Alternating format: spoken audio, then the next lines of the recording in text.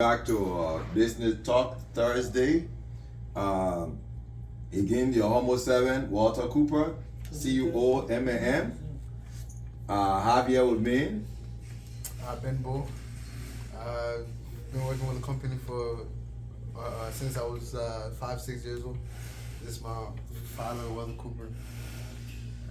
Oh, this is Yeli Guvasan. I've been a customer of this company from the very first time it was established, when the day it was established. So,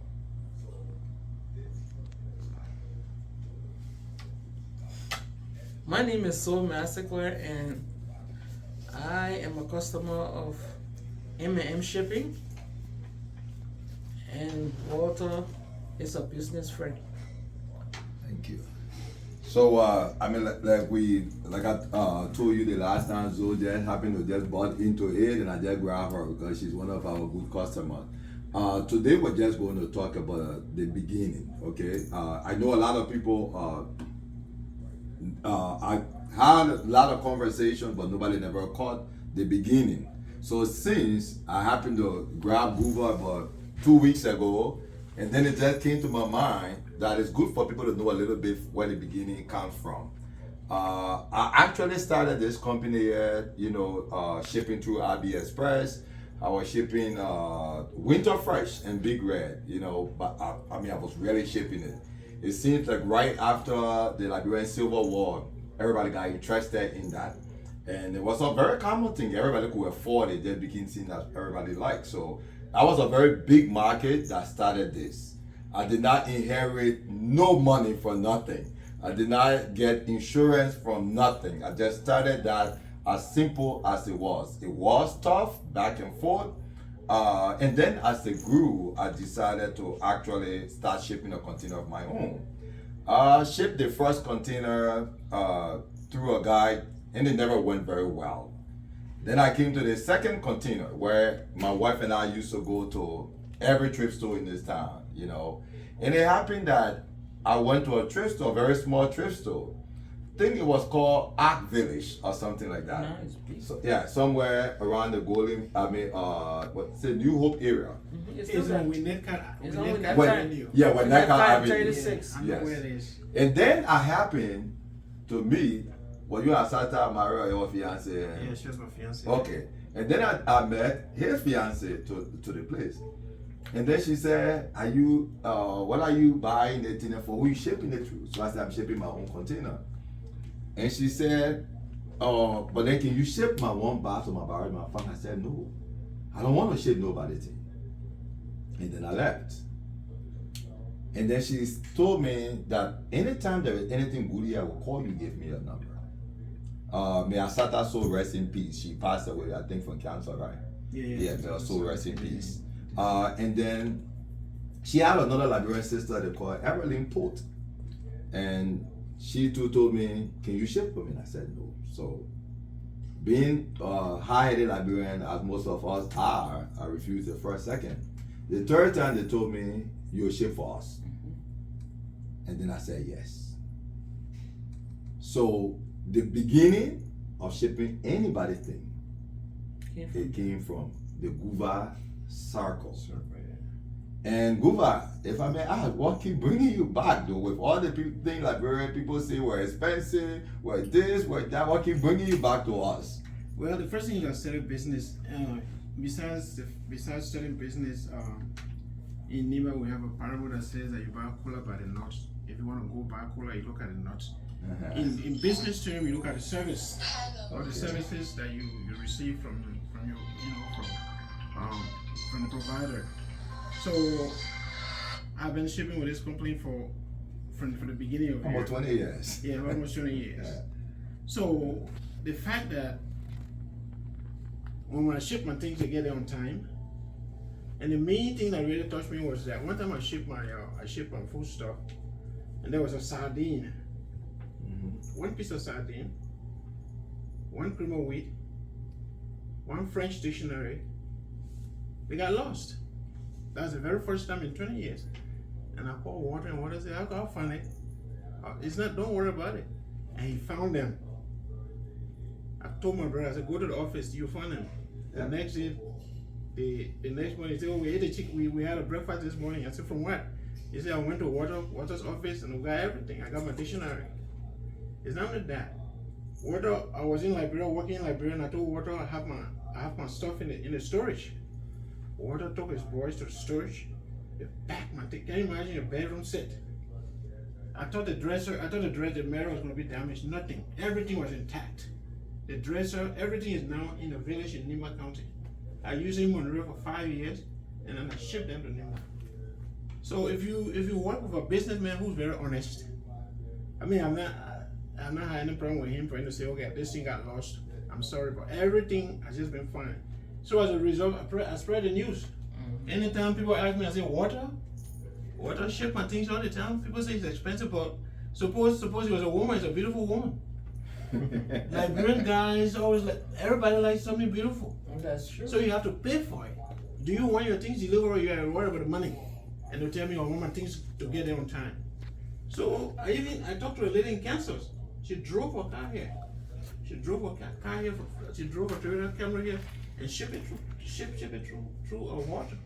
So this has been the kind of nature, the kind of business experience I've had with him, and it continues. Just about a month ago, I shipped another 2 barrels, and as soon as I come back, I want to do it. I keep spreading the word in Philadelphia. In fact, the only thing is that friends in Philadelphia are kind of closer. Yeah. Other than that, in this neighborhood, I always tell the story. The only thing is I've not written an article about it, but I plan to do that one day. So honesty and the fact that you deliver on time is what's keeping your business up.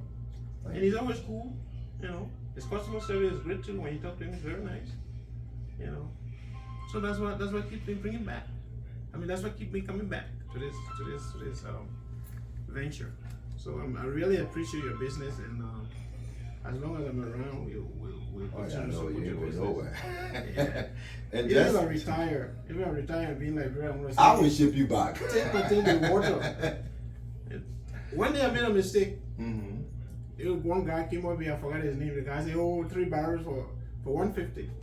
I said, "I tell you, I'm gonna bypass. True confession. Guess what? The 3 barrels I now got them. They got them on area. They find themselves took them. My items were on sale on Waterside. Wow. So I said, well, I thought it was a good deal, but I'm not going to do anymore. I'll go back to water. I'll stick with water. For whom this? Yeah. Yeah. So just to add to what Guva just talked about, that was probably about 15 years ago when we just started. And like I said, our shipper continued and had very bad experience. His box actually got broken. Okay, and the things was scattered. We never even barely had a good warehouse. We're having a store on UN Drive, and that's where everything was being uploaded. I was to Manju, right? And he called me and I said, if it was in there, it's in the warehouse. That's right.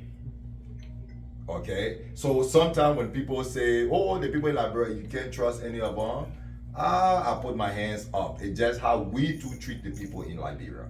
Okay, it's just how we treat them. You can go to any of my location in Liberia and give them $1 million, and you say this is for water. You go 10 more years, you come back, you will meet it there. So a lot of the stories, like I tell people that come from Liberia, is not always 100% true. Do double checking. And just like I told him, the next day they call his brother to pick those things up. So Guva have been there. Now, Zoe, how long have you been with us? I got to know M&M shipping when you guys were in our building of a past living. Oh, that's a 3,300 building. Yeah, so that's around 2004, 2005, around there. Yeah. When I first came, I was not shipping. I was first trying to get my feet on the ground to see what was going to happen. I only used to send money, but then somebody told me about water, and I went there and I didn't meet water. Those days when you go, water was a one man soldier. He either there, Yeah, that's true. the office open, you would meet him, you would talk, or the office locked. So I think I made like 5 trips. I said, man, I can't find this water, you know. I don't think I'm gonna ship anything. I just send the kids that money. And the person said, no, You got to time water that go first thing in the morning, open up for a little bit. If nobody comes, he likes to go on to hustle again. I said, okay. This morning I got there, he and I entered the same time, but I didn't call my name to him or anything. I just asked some information. He gave them to me. He told me where I could get the barrel, and I went and I packed the barrel. And from that time, water things always been arriving in Monrovia when he says it will arrive. On time, that's right. You know, it's not just doing business. Like my brother Kuba just said, I shipped by somebody who my girlfriend was like, this man is so on top of stuff. I said, not more than water. So this man came in, I gave my barrels to this man in March. I paid him for the barrel up front, something I don't even do for water. The man took my barrels, I will not call him. The man carried my barrel and I never heard from the man. I called the guy, I got tired calling the guy. I never heard from the guy until 2 weeks in November. That's when I heard from the guy, from March.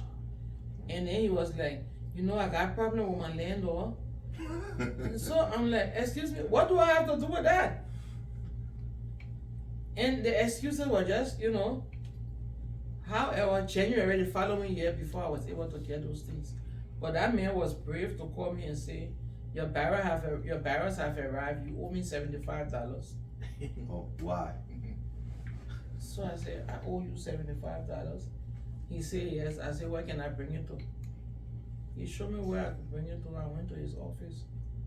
I read him his rights there and told him, you can keep the barrels. There's no use anymore. Because everything in the barrel would have expired. Yes. That's right. Even the shoes that we sent have peeled Because of the heat. because of the heat. So I lost already. I already paid you. And then you're telling me, you know, that from that day to this day, this man always calls to say he's shipping. I never respond to the shipping. I finally blocked his call. The other people that ship too, but their customer service is so poor. When they got, some people go to come to collect your stuff. When they come to pick it up, if they're having a bad day, they leave that bad day and rub it all over you. By the time they pick up your stuff and leave, you too have a bad day. I don't have time for that. I really don't, you know, so. So They say, oh, water is so expensive. I'm like, yep, I agree. But if you decide to ship a barrel, water barrels will get there between 5 and 6 weeks. You have taken paid twice and almost 3 times. Why can't, even if you don't have the money to pay upfront, pay it in installment, pay them when they come pick it up, or tell them I'm coming, don't worry, I'm bringing the money. And once you show that you're bringing that money, water will tell you bring it because water has interacted with you. The guys, I say, and the rest of the guys have interacted with you. They know, say, no, you and water were talking. So, if I'm shipping a barrel, I want, number one, I want the integrity in my barrel to reach there on time. 2, the trust. 3, good customer service. 4, relationship. The guys can come, I can call them, water can say, call them, you call them, they will come. If they're not near you, they will say, oh, I'm not near you, but I'm coming. They will come. So, I think his business has proven to show us that Liberians in the diaspora can do business and be successful. I'm willing to support any Liberian business, but I'm looking for integrity, I'm looking for trust, I'm looking for correct customer service and customer relationship.